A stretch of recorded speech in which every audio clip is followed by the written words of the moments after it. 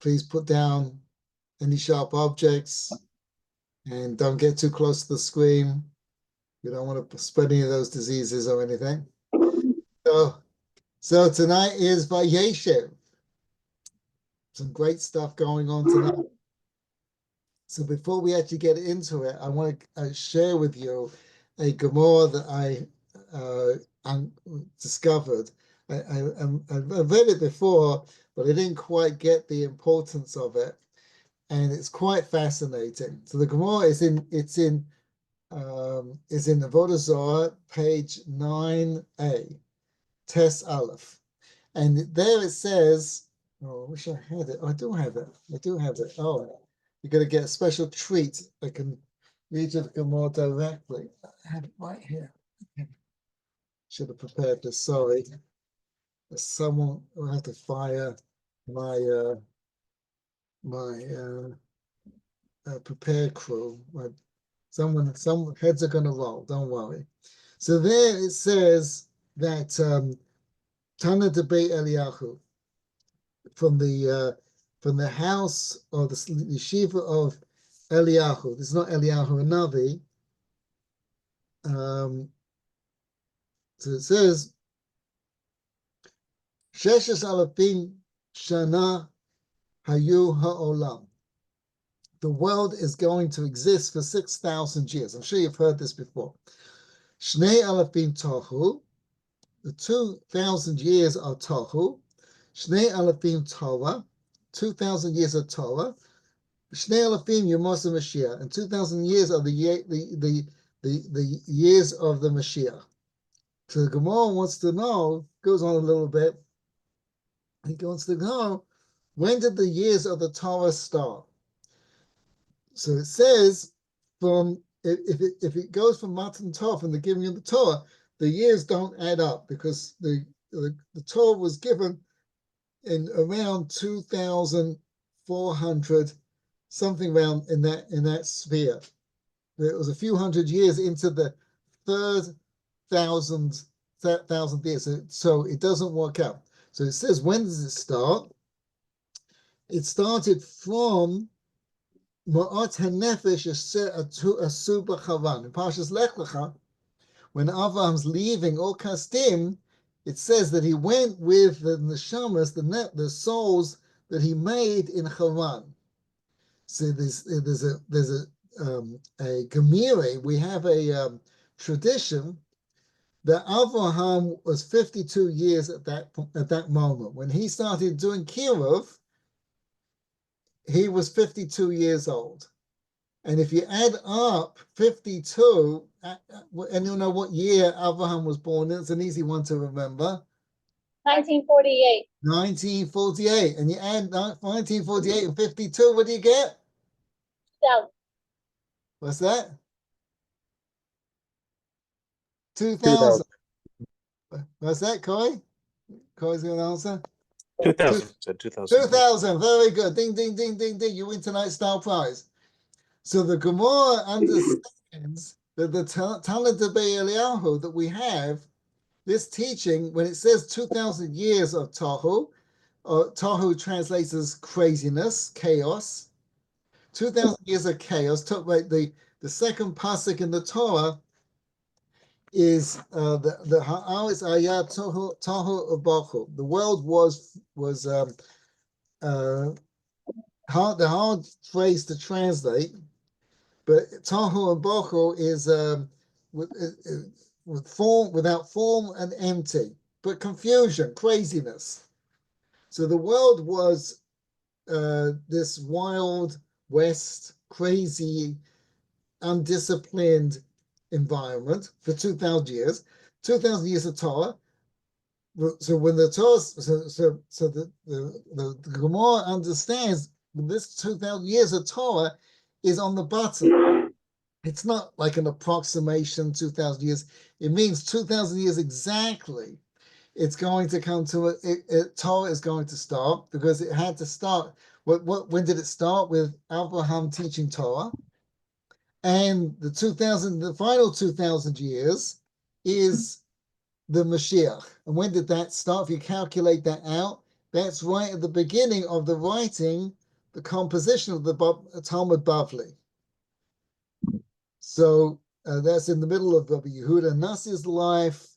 That's we don't have I'm not aware of a specific event that occurred or what changed in the world specifically, but the world was definitely changing in that time, and that's the 2,000 years of the Mashiach. So the Talmud is writing now is in this Mashiach period. Right, you with me? So Rashi comes along and he says a fascinating thing. He says, where do you get this 6,000 years from? Oh, so 2,000 years, 2,000 years. Oh, so 2,000 years of confusion, 2,000 years of Torah, 2,000 years of Mashiach. But the telling to Eliyahu doesn't say what the seventh is all about. Because as we all know, we've got seven days of the week. It just says 6. But it doesn't give a source. So Rashi comes along and says where this comes from. And I should have prepared it. So he says, where's the 2,000 years from? Migzar olam. This is Rashi. Is decreed on the world. The hit kikam. They would be in existence. Kaminyan yemei hashavur, like the days of the week. Right? And b'yom hashvi, and the seventh. And the seventh day is a Shabbos, and it was the seventh year, the 7,000th year, the last 1,000 years of the 7 is Shabbos, and that will be a thousand. It's the 7,000th year. The Noach Olam, the world will come to rest. What's that? Oh, sorry. Was that? So you're saying from 6,000 to 7,000 is like Shabbat? It's like Shabbat. So Rav Noach used to say,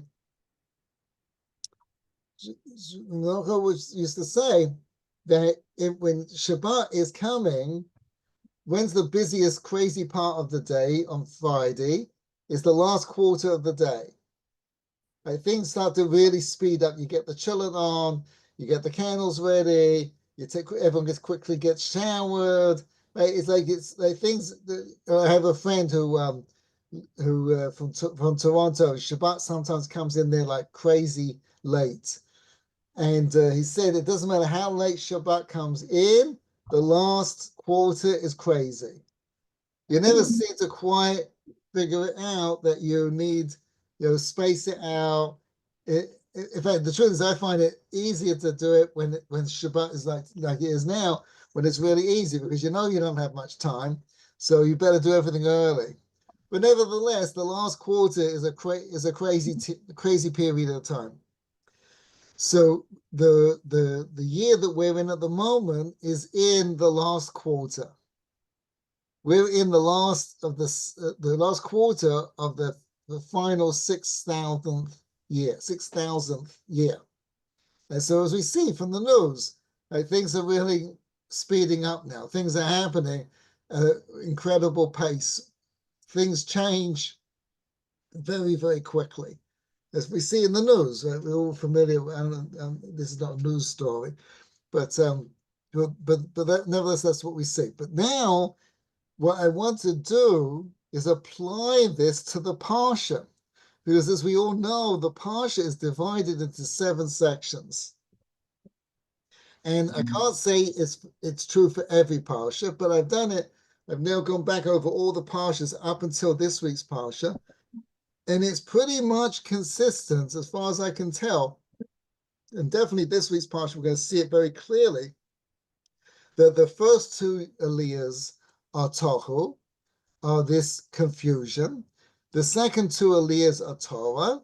And the last 2, the 5th and 6th aliyah is the Mashiach. And the 7th aliyah is Shabbat. And that's what we're going to see.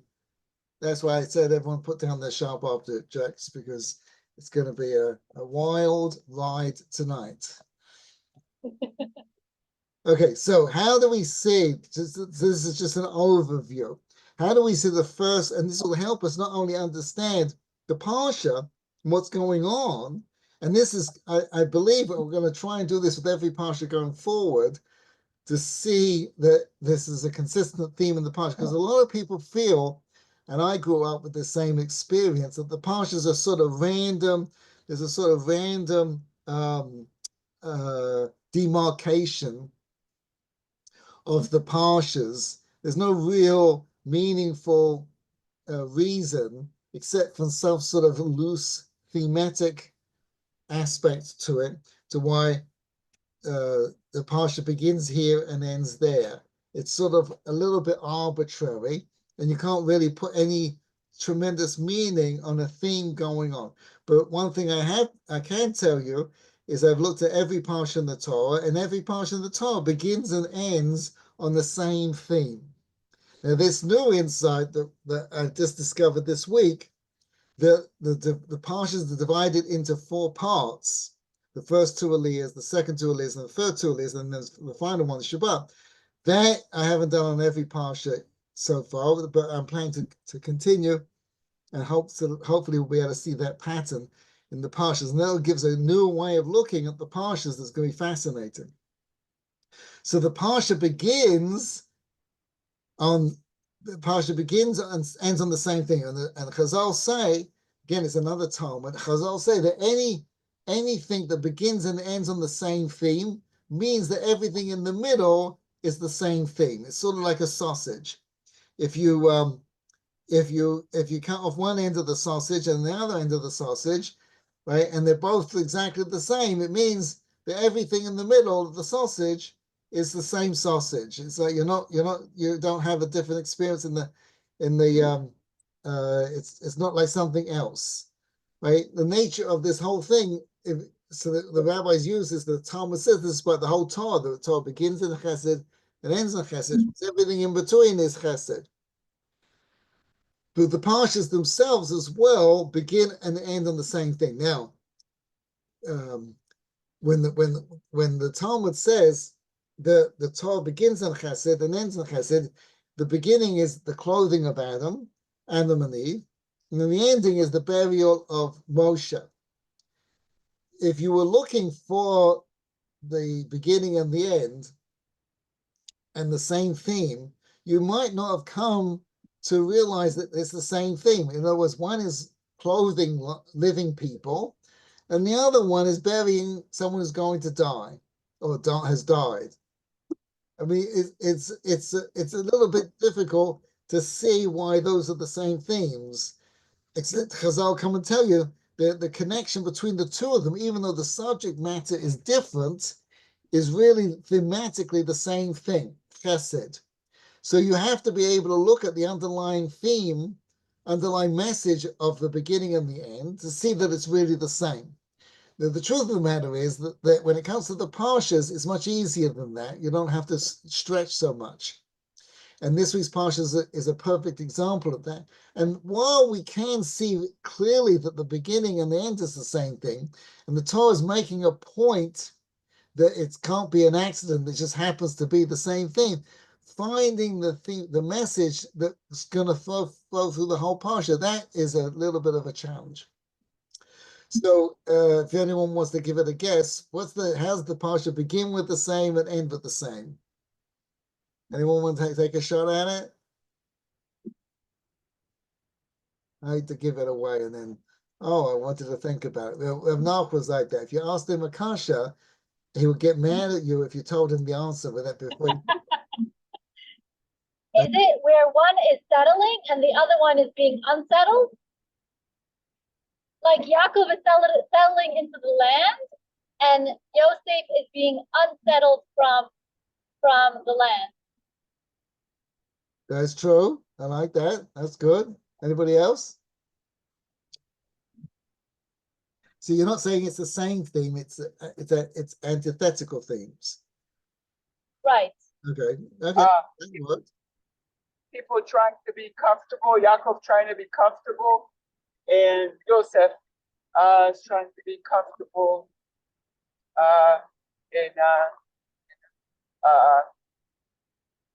Right. Cush cush environment of Mitzrayim. Right. He wasn't comfortable. He was in a prison. And the Parsha ends with the prison. He's in prison. Okay, anybody else? Has the Parsha end? When I tell you what it is, it's like it's going to hit you over the head like a hammer. That's why I said you got to put down any sharp objects, you know. It's kind of obvious. No one else? Okay, so the Parsha starts, ready? The Parsha starts with two dreams and ends with two dreams. Oh! Yeah, sometimes it's just staring you in the face. So right? it's the two dreams of Yosef and then the two dreams, the butler and the winemaker or whatever. Right. I mean, the butler and the baker, sorry. Right. Now it's fascinating, right? Is then, like, the Yosef doesn't need two dreams to say the message. And he doesn't really need two dreams to get out of prison.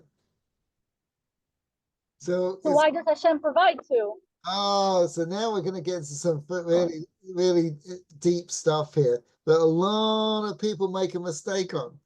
So if you're familiar, I'm not going to go into the, I'm expecting everybody to know the basics of the Parsha. So familiar that Yosef spends another 2 years in prison. This is actually not next week's Parsha, Miketz. That Yosef had to spend another 2 years in prison because he asked the butler to help him get out of prison. Right? And I would say everybody, practically everybody has conniptions over this. It creates all kinds of problems because Rashi indicates this idea that because he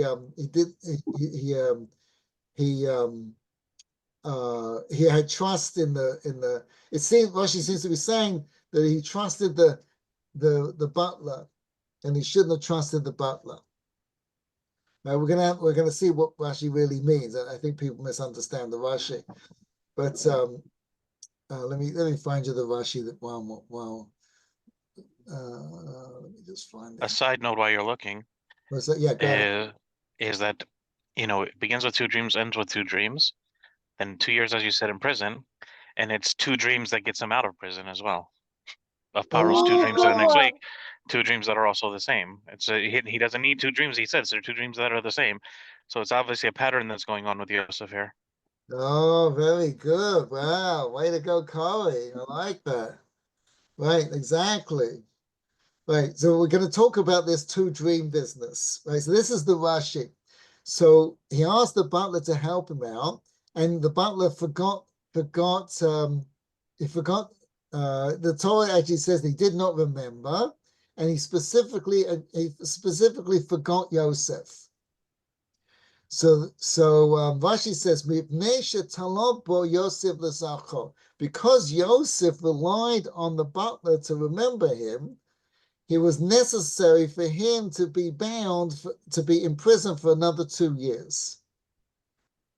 Right? Now this is a very strange thing, because here he is in prison, and the butler is one of the most powerful people. In those days, it wasn't what you know, it's who you know. Now, that's true today too, but in the ancient world, it was even more so.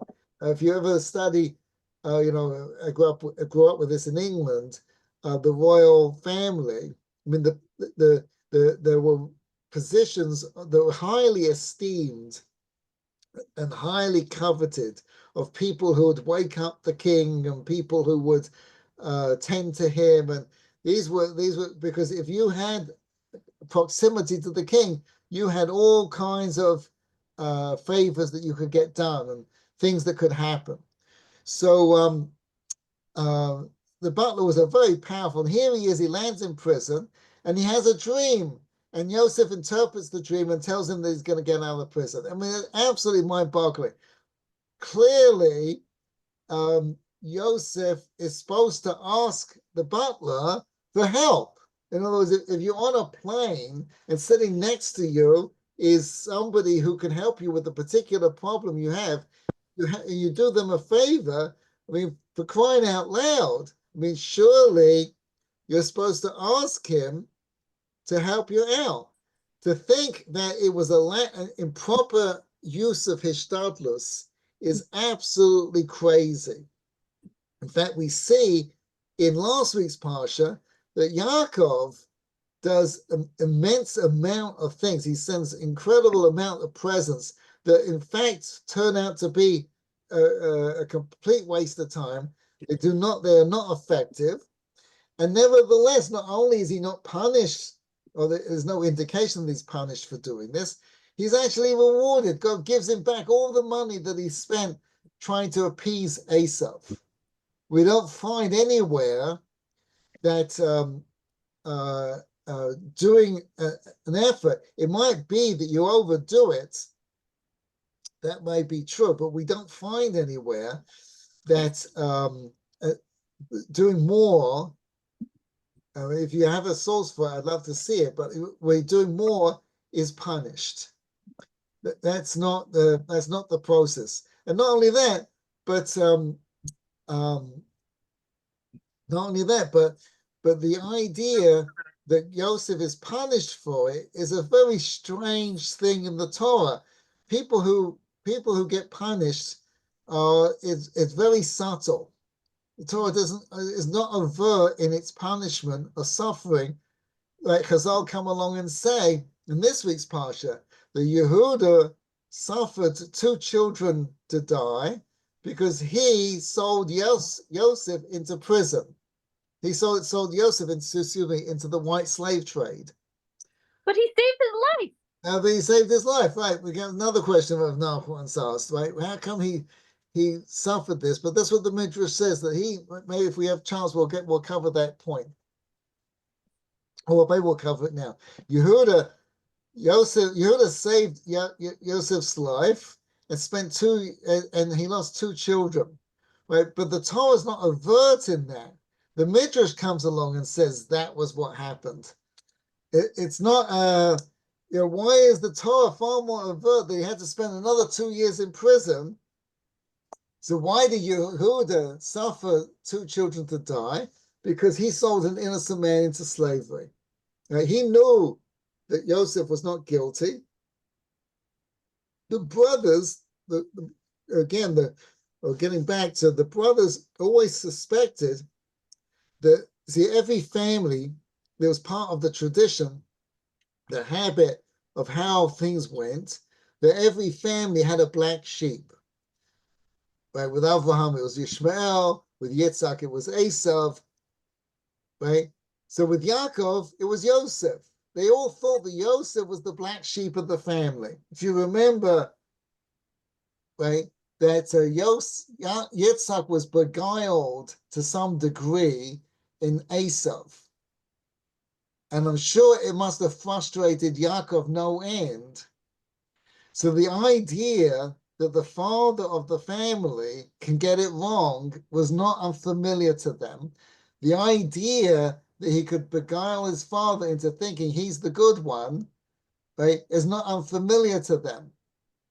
So they thought that Yosef was doing the same thing. The coat, when Yaakov gave him the coat, this was an indication that he's the favor. He's the blue-eyed boy, as they say. And so they were worried that he was using, in his dreams were not dreams of Nevuah. They were dreams of like a megalomaniac. That's what they thought. That you're going to be you're planning to rule over us.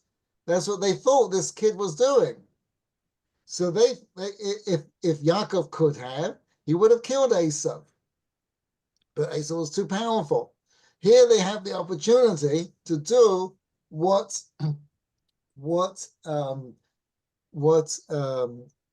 Hevel should have done, right? I once asked Rav Noah, what did Hevel do wrong? Did he deserve death? He didn't self-defend himself properly. It says that when they got into a fight, Cain rose up and killed his brother. So the Chazal said, why did he rise up? Because Hevel had beaten him and was going to kill him. And Cain pleaded for mercy. And Hevel gave him mercy, and he rose up and killed Hevel. So the rabbis say that if you show mercy to an evil person, you deserve to die. So they weren't going to make that mistake again, the brothers. So they were gonna kill Yosef. Right? It's a very simple test. If his dreams are real prophecy, then he won't die. And if his dreams are megalomania, he will. It's like how you tell if a witch is made of wood. If she burns, she's wood, right? Or if she drop her in the river, if she floats, she's wood. If she drowns, she wasn't. Well, wasn't that the same argument that Yehuda made? He said, "Why should we kill our brother?" And I forget the words that he uses. Let us put him in the pit. And it says the pit had no water. Why no water? Because they had snakes and scorpions. So they left it completely in God's hands. Hashem, right. If you think he deserves to die, then let it be by your hand. Right. So they couldn't see that it was pointing to the fact that he was innocent. Right. Yehuda got it. He understood that he was really innocent. He was trying to save an innocent man. But because he sold an innocent man into slavery, I would not recommend trying this at home. Right? He suffers for it. So the brothers, however, were trying to kill Yosef. It's only because of Yehuda that Yosef was saved. Right? So what happens to them? What do they suffer? Oh, you're asking why does Yehuda and Yosef suffer for the mistakes that they made and the brothers don't? The brothers suffer nothing. Right, exactly. Well, isn't it because of the position that they held? Like, for example, Yehuda was supposed to be the king and much more is expected of the king. And Yosef was going to be basically second in command. He was going to be king of the known world, basically, almost. And more was expected of him as well. Like, you can't be in that position and not be like as perfect as you can be. Well, it's very good, but what makes Yehuda the king is because he deals with it. Is because of how he deals with the situation. He's the fourth in line, remember. So where did he get off becoming the king? Because he's the one who takes responsibility. Oh, you're saying that he automatically gets that position because he took the responsibility to save Yosef? That's right. So why didn't he take the next step and ensure that they don't sell him and instead take him out? Because look, God didn't kill him. That's why he leaves them, and this week's Parsha. He felt that that's the best he could get.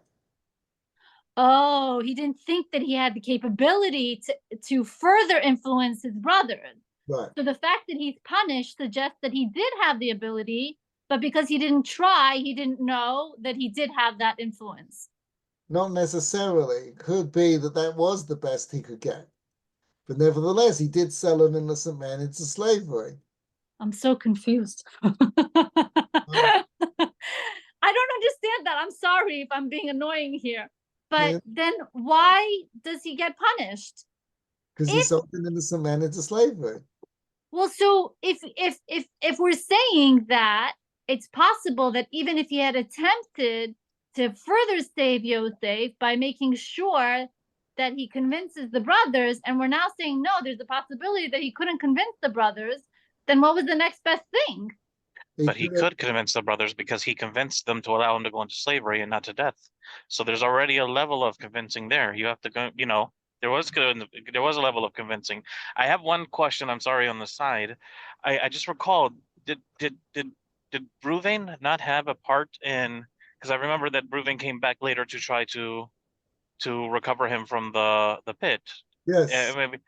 Okay, I'm gonna touch back on that at the end of because I'm drawing patterns from what you're saying. So please continue. I'm sorry. That's all right. That's great. So Yehuda, he loses two children because he sold an innocent man into slavery. Maybe he should have tried and to save him and may have failed. But nevertheless, he did sell an innocent man in slavery. Whether he would have been successful or not is not really the issue, as far as it's concerned here, right? He should have, Oh. right? And because he sold an innocent man into slavery, he suffers 2 children. Joseph had 2 children, so he suffers 2 children. And now we all understand that the children die for their own reasons. Right? It's a perfect matchup. Things that happen to us, right? This is why we keep saying the theme that you can't mess up your children. Whereas his 2 children die for their own reasons. Yehuda needed 2 children to die, but whether it was going to be these 2 children, he had 3 in all. Well, he's going to have more, but at this point he's got 3. So why it's going to be these 2 children? Because they also, for their own reasons, it has to match up. If Yehuda needed it and they didn't match up, they wouldn't die. So Yehuda needs 2 children to die, but the brothers who are going to kill Yosef, even worse, they suffer nothing. Why? Because this is Rav Noach's answer, because they were doing what they thought was the right thing to do. See, Yehuda knew he was innocent, so he sold an innocent man into slavery. The brothers, they believed he was guilty. And the Almighty will only hold us accountable for what we personally think is the right thing or the wrong thing. Whatever it is we believe, as long as we truly believe it, we're not faking or anything, but we're being open and we're really searching for the truth and we're honest with it. So the brothers, they truly believe they were doing the right thing. And if you truly believe you're doing the right thing, the Almighty won't punish you for that. I was going to say they were punished. They're punished with exile, the 10 tribes. Oh. That's very good. That's very good. That's very good. That's true. Right? But they weren't punished in themselves. And so Yehuda has it right now. Right? They don't get anything. Right? So without going into Doug's going to have to tie one half of his brain behind his head because he knows too much. So without going into the future, right? In the far future, which is hundreds and hundreds of years later, right, Yehuda suffers now for what he did, and the brothers don't. Because again, they did what they thought was consistent. So what would you rather be? Without knowing the future, right, would you rather be the brothers or would you rather be Yehuda? Oh, that's a tough question, Rabbi. You want an easy question. Would you like blue couch or a green couch? Blue couch. Okay. Tea or coffee? Okay. Orange juice or soda? Okay. We got it, right? So you said, who would you rather be? Yehuda or the brothers? Yehuda. I'd rather know the truth. Right, I'd rather know clarity. you're right, 100%, but it seems to be that ignorance is bliss. The brothers who were honestly doing what they thought was the right thing to do, right, don't suffer for their mistake. You follow? And obviously that's not true. But why is it not true? So you see, I don't want to get into any details or anything, right? So don't reveal anything. You know, we're on the air here, right? But who lost more money last year? You, right? Or Warren Buffett?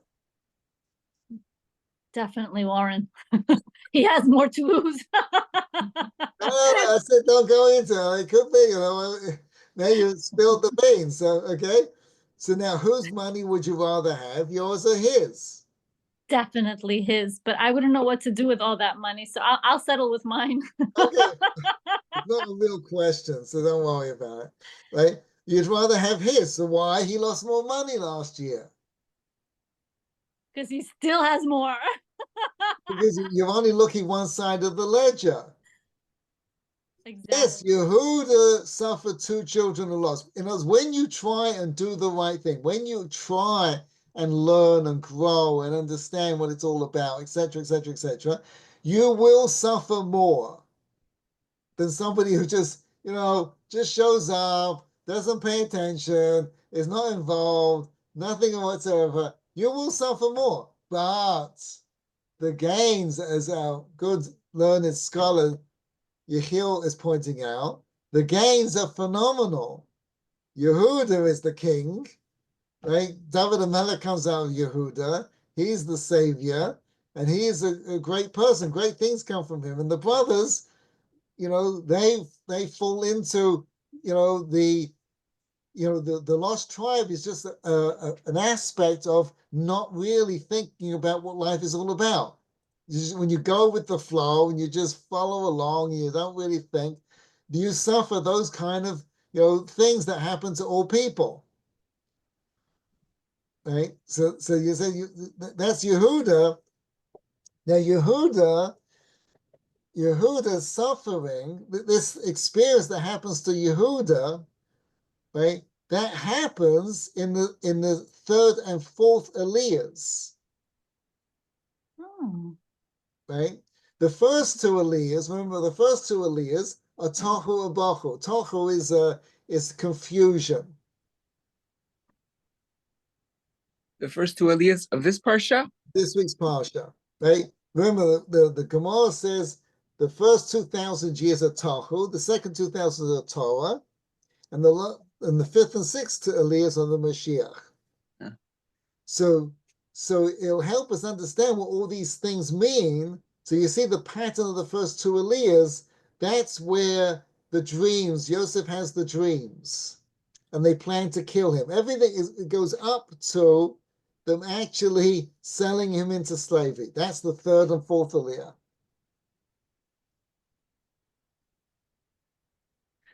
Now, sorry, I missed the important part, right? So the last two dreams. Oh yeah, we got caught up. So the last two dreams are the butler and the baker, right?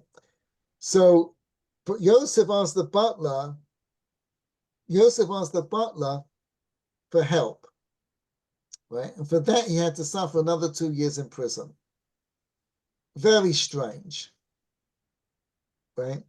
Now, when he does get out of prison, which is next, as Corey pointed out, is next week's Parsha, Pharaoh has this dream that the whole world is going to be in plenty and famine, right?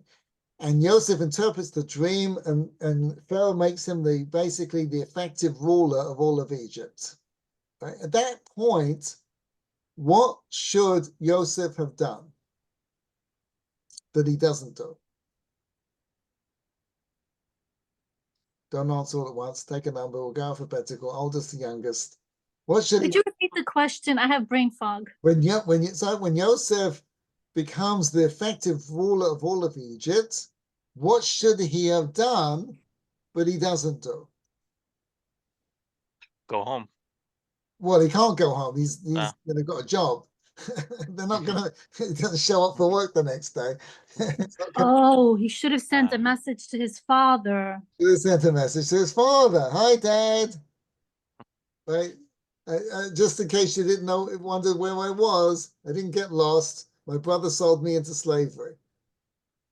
But I thought he couldn't because of the cherem or whatever it's called. The cherem was not on Yosef, right? The cherem was on God, and it didn't restrict Yosef. In fact, he does tell him in the end. But what would happen if he did tell him? Let's try to figure out why he doesn't do that. What? So why doesn't he do that? Is it because his brothers would is it because he was trying to avoid what he was doing before, which is bringing evil reports about his brothers? Oh, that's a very good point. That's a very good point, which is going to tie us into the first two dreams. But I think more pertinent is that he had to ask himself a simple question. If the whole point of Pharaoh having these dreams and therefore needing me was so that I get out of prison, then why does the whole of Egypt, the whole world, have to suffer?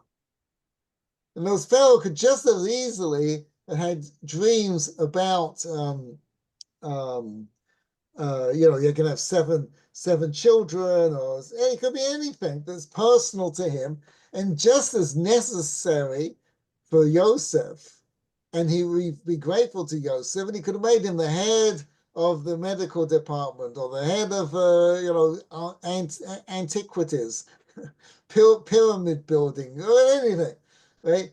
Why? Yes, and Yosef has to ask that question: why does the whole world have to suffer?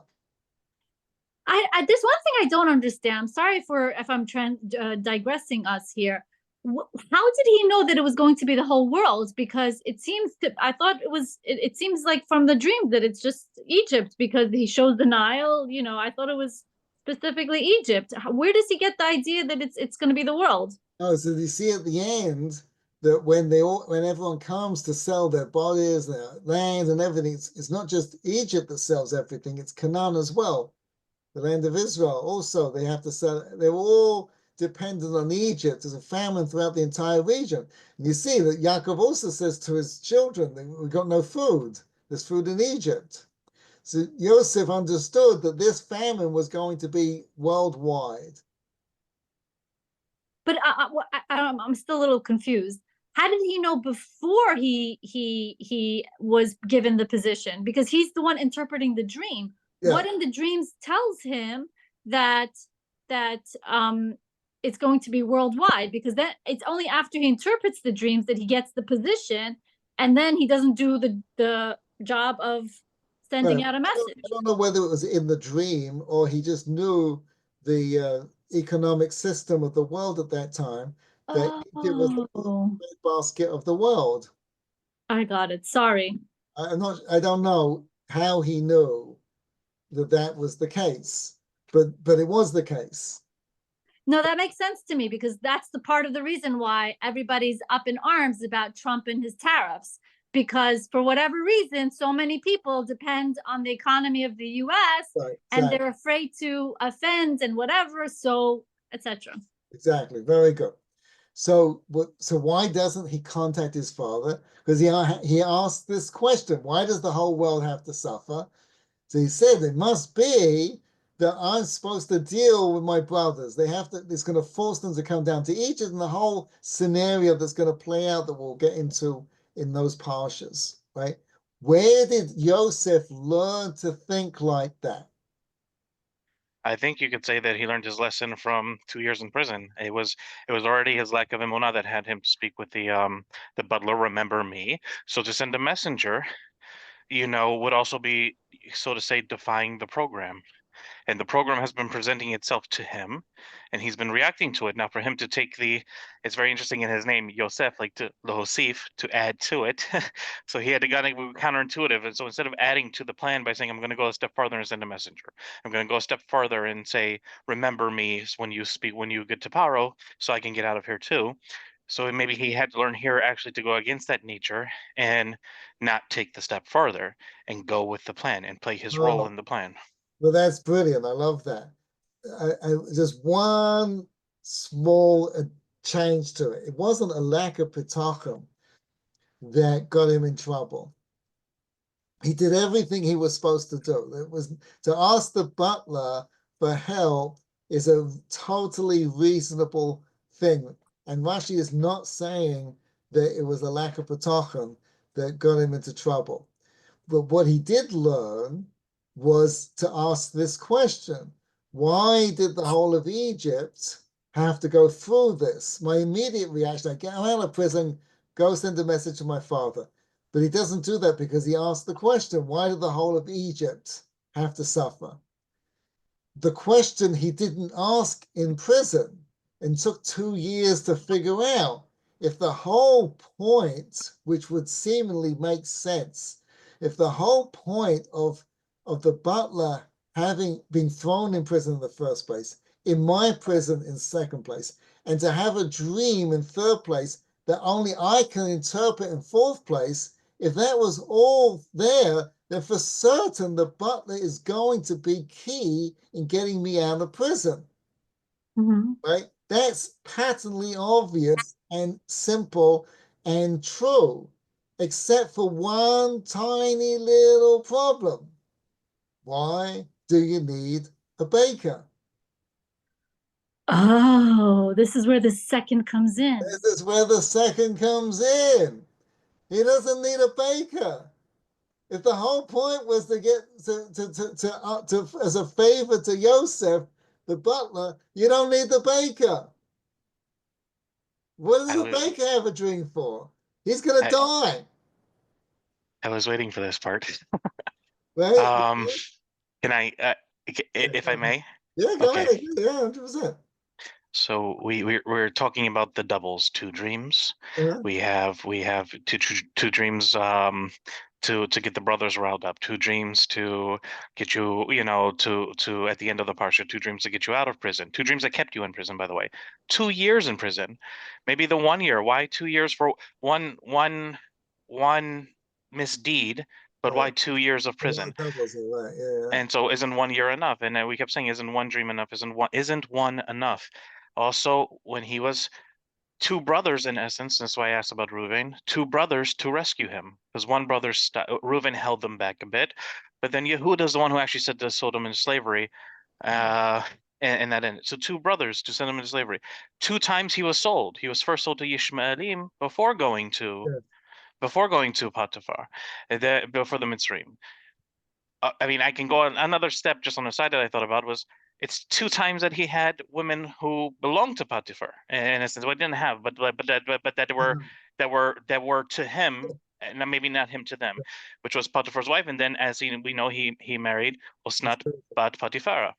Right. So it's very a lot of and so the idea is, and maybe so that's to go to show that he did have a claim here, but and I think the thing that keeps coming to my mind is Shnei Edim. You need the two to attest. If it was just the one dream that goes, it's the second one that just shows it wasn't my own conjuring. It wasn't my own thing. But by having the second dream, it gives contrast here. If you could just say, oh, I predicted your dream. Yeah, I got it right. Well, yeah, lucky guess. But I predicted his dream and I said he was going to die. I could have said you were going to die and he was going to get out. But no, I said he was going to die and you're going to get out and you got out. There's a lot of things that added to, and so we say, but Shnaim Shehem Echad, two things that attest that they were witnessing to the one truth. Right, very good. Way to go, Corey. I'll tell you a story. Beautiful. I'll tell you a story. So I was in a class with Rav Noach once, and he had a class called The Proofs of God. And a woman raises her hand, and she says, my brother was terminally, had terminal cancer. And he's in the cancer ward in the hospital, and Jews for Jesus show up, and they say to him, pray to Jesus and he'll save you. And he figured, listen, I'm going to die anyway. What difference does it make? And he did. Right, Rahman Islam, God should help us, right? So the woman said, what can I say to my brother? He was supposed to die. The doctor said, you got no chance. He prayed to Jesus, right? Prayed to Yoshka, and he lived. What am I supposed to say to that? Right, you follow? Mm-hmm. What would you say? That's a toughie, Rabbi. It's a toughie for me. It wasn't a toughie for Rav Noach. So Rav Noach said, first of all, we don't believe in miracles. The fact you can do a miracle doesn't prove anything. But second of all, he said, these people, they say that to everyone in the cancer ward. That's a good one. Not all of them get cured. That's a good point. Not all of them die. Right? For some unknown reason to medicine, there are people in the cancer ward for whatever reason, they live. So they say to everybody, pray and he'll save you. Right, fellow? And everyone does. The ones who died, okay, that's it. They didn't lose anything. The ones who win, right, you follow? It's a no lose game for them, right? You understand? So you see, if it had just been the butler, when the Pharaoh has his dreams, the butler has to put his neck on the line. We're going to see it next week how serious this was and what the butler had to do to go out of his way. It was no small thing. But nevertheless, the butler has to go out of his way to recommend a prison inmate. Right?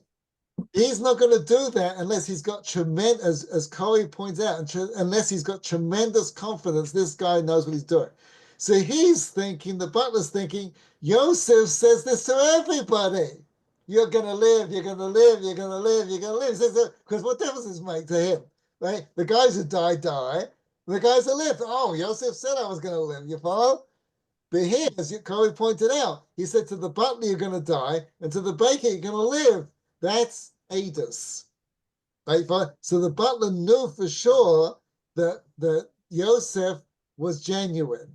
So Yosef should have figured out that the whole point of the butler and the baker having the dreams was for Adus, to testify. And if it's for testifying, then it's not because he's going to do me a favor. He's not going to do me a favor. God set it up. And that's the bitachon. Bitachon doesn't mean you just trust that God's going to save you. Bitachon means that God's talking to you. The things that are happening in your life are messengers that you have to figure out what is going on here. In the same way you trust your spouse, or you trust a friend, or you trust a parent, or you trust anybody, that when they say, buy, stock or sell or buy this lottery number, whatever happens to be, they know what they're talking about.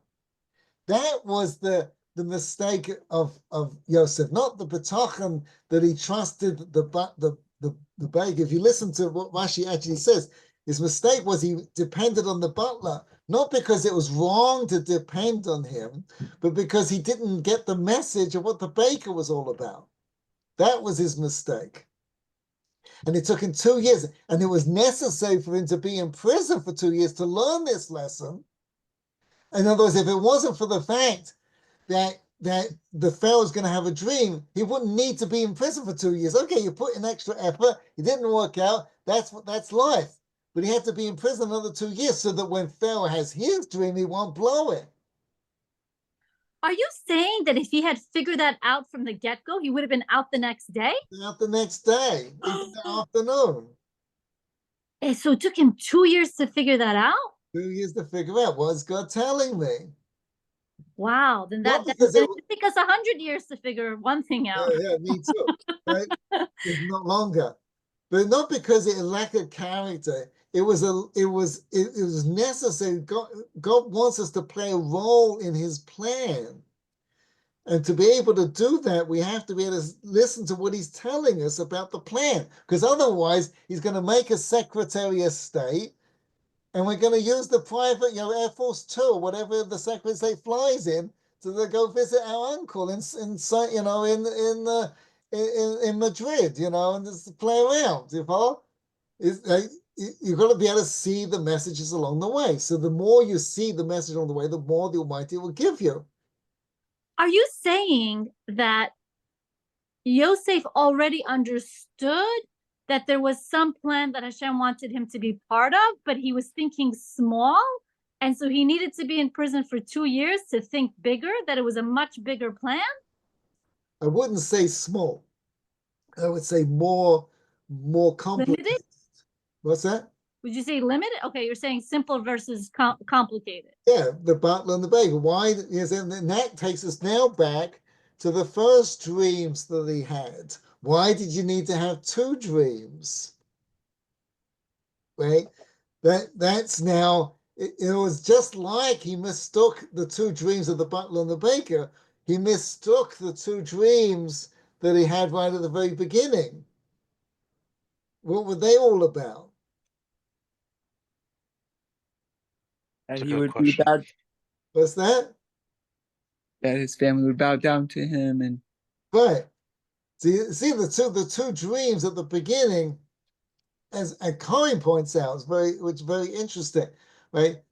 He has to go through the dream. He has the dream of the sheaves of wheat that bow down to him, and he's a sheaf of wheat. But then he has the dream that the sun and the moon and the stars bow to him, which is a higher level dream. You have to go through this once, and then you're going through it to a second time, and the second time is going to be greater than the first time.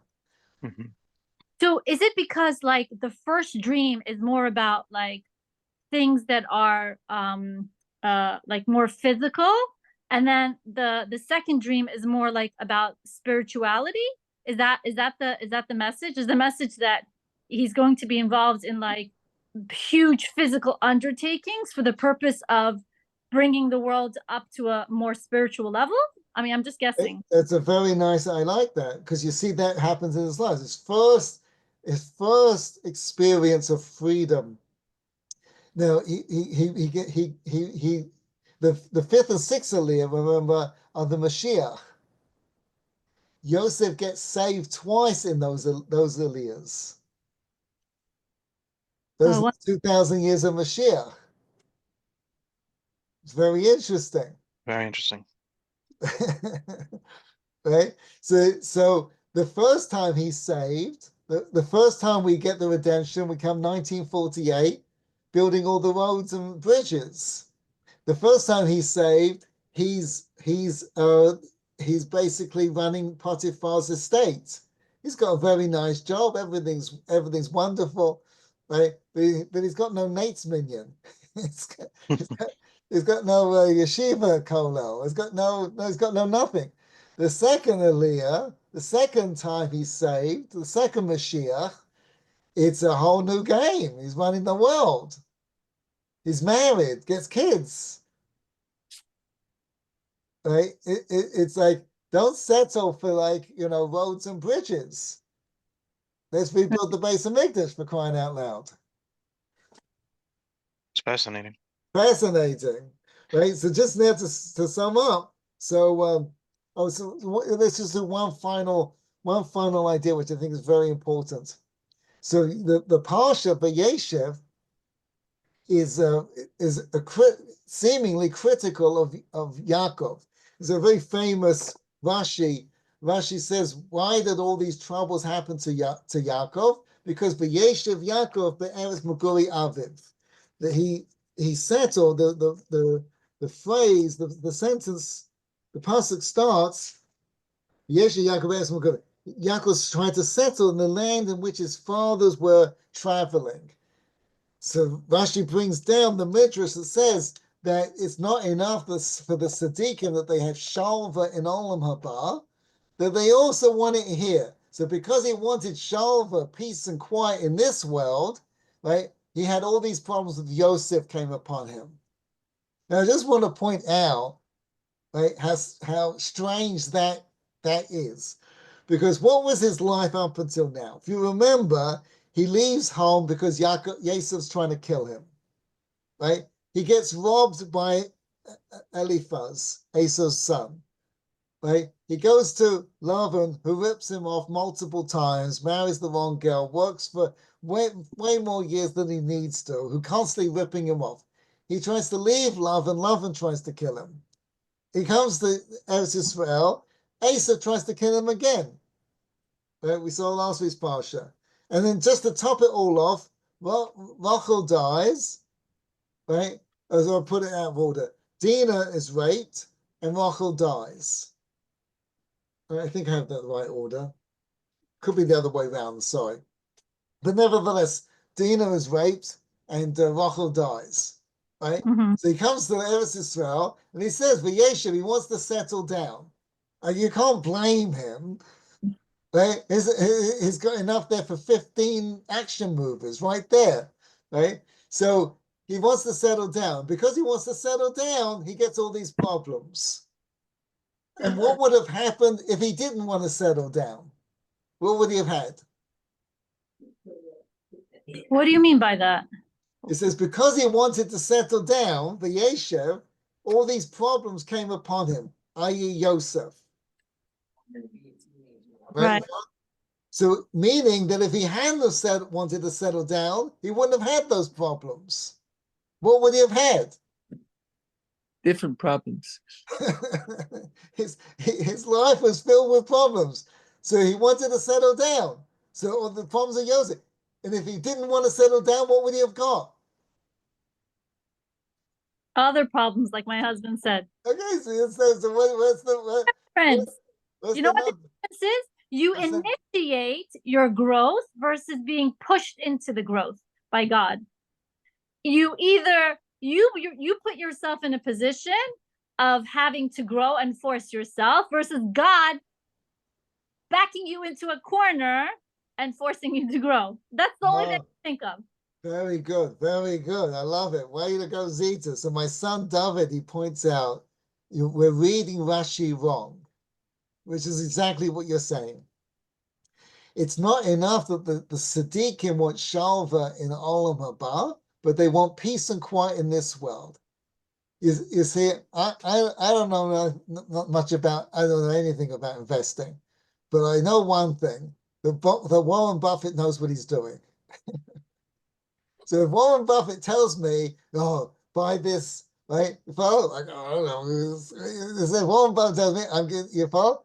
If the Siddiqim, if it's good enough for the Siddiqim that they want peace in this world, then that's what they should want. How do you get peace in this world? By growing, by finding problems to solve. Finding the real problems to solve. Right. Right? Then that's what the Mashiach, the fifth and sixth Aliyahs are all about, is that all the underlying tensions in the family need to get resolved.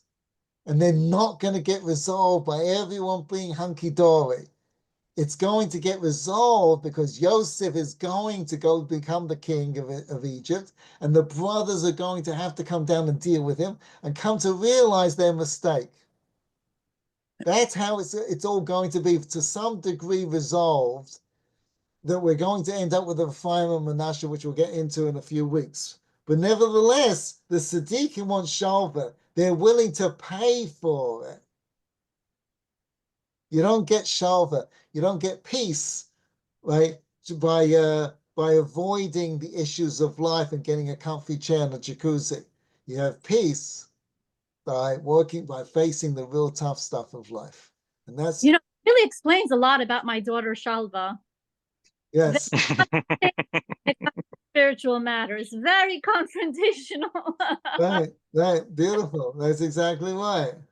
I have a granddaughter called Shalva as well. Right. Oh. She's in Israel, so I can't testify whether she's It's interesting because Yes, it's interesting because we speak of shalom, it also shares the same shorish as shalem, which is completion, but it's also like shalem as in payment. And as you're saying, you have to pay, you have to put down you have to pay, as you said, you have to give your investment so you can get the return in the next world here, but you have to give your investment, you have to put down. So in order to get completion, you're going to have to pay. It's very interesting. It's so you can't do it from passivity. I like that. Very good. Very good. Well, thank you, everybody. Great Thank you, Parsha. Rabbi. Thank you. Any other? On the high, and I don't want to stop this shiur, Rabbi. Thank you. Rabbi, I have one small thing. I'm sorry. Yes, yeah, I realized that we're speaking of it just stuck with me now. I was wondering because we were saying that, okay, I had a fight with myself. I said, okay, there's two brothers who helped to redeem Yosef in the sense and save him, but only one brother got punished with two sons. But then I was reflecting a little bit on Reuven himself, and if you look at it from a different angle, number one is Reuven is I was thinking like what was his loss here, and if you look at it, he actually got knocked down 2 ranks in the brothers. We know that Yehuda gets Malchus. We see that Levi gets Kahuna and they share that. So we know that Shimon, we know that he gets knocked down some too for other reasons. We can touch that a different week. But so next, Reuven would only follow after those two. So Reuven, and I guess in the order, the brotherly order in a sense, you can see him as getting knocked down those two ranks. As but Yehuda uses 2 sons, but Reuven gets knocked down 2 ranks, and it's very interesting. I'm thinking, and just as we're going. That's a very interesting point. Very good. I like that. It's something to think about. Thank you. Thanks, Carl. Thank you. Thanks, everybody. Good night. Good night. Good night. Good night. Good night. Good night.